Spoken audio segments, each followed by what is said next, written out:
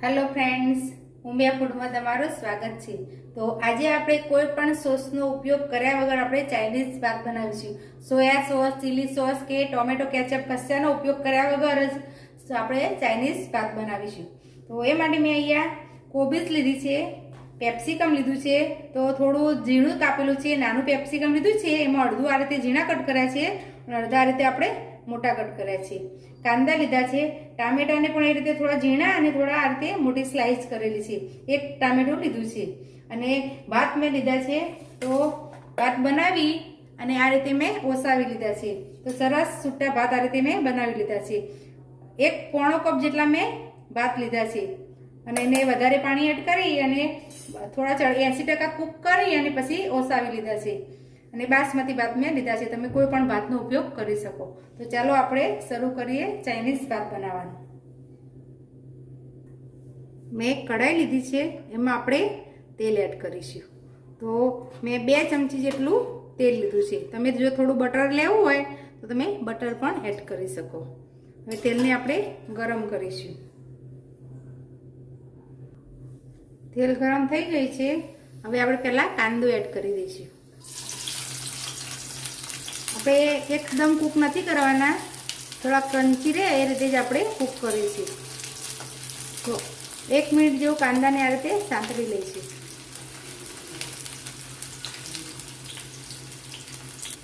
તો થોડો આછા ગુલાબી કલર આપણો કાંદાનો આવી ગયો છે। હવે એમાં આપણે કેપ્સિકમ એડ કરી દઈશું। તો કટકા અને મોટી સ્લાઇસ કરેલી એ બંને આપણે એડ કરી દઈશું। અડધી મિનિટ આપણે આ રીતે કેપ્સિકમને પણ સાતળી લઈશું। તો અડધી મિનિટ જેવું આ રીતે સંતરાઈ ગયા છે। હવે એમાં જે ટામેટા લીધા ને એ પણ આપણે એડ કરી દઈશું।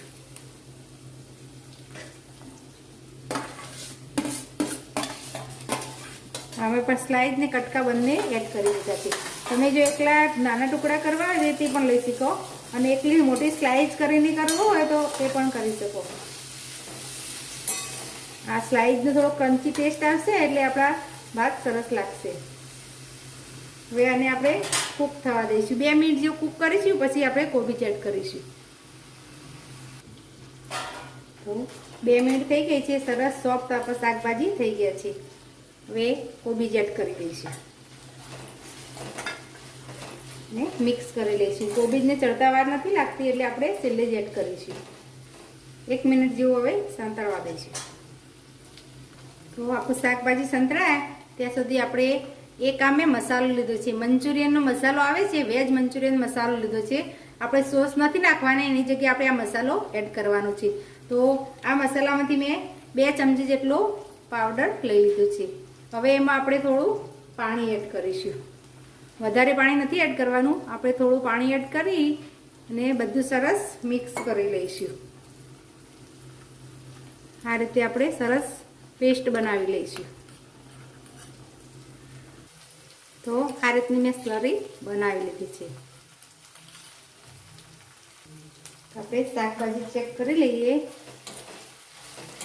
તો સોફ્ટ થઈ ગયા છે કોબીજને બધું પણ। હવે જે આપણે આ સ્લરી બનાવેલી એ આપણે એડ કરી દઈશું। આમાં બધા સોસ હોય છે એટલે આપણે બીજા સોસ ઉમેરવાની જરૂર નહીં પડે। ને મિક્સ કરી અને ચડવા દઈશું।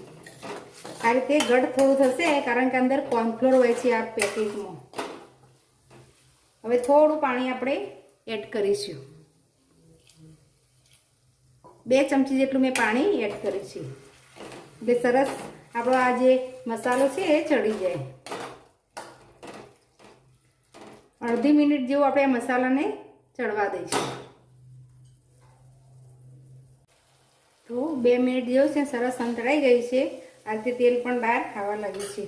હવે આપણે જે ભાત રાંધીને રાખેલા એ આપણે એડ કરી દઈશું ને હળવા હાથે હવે મિક્સ કરીશું।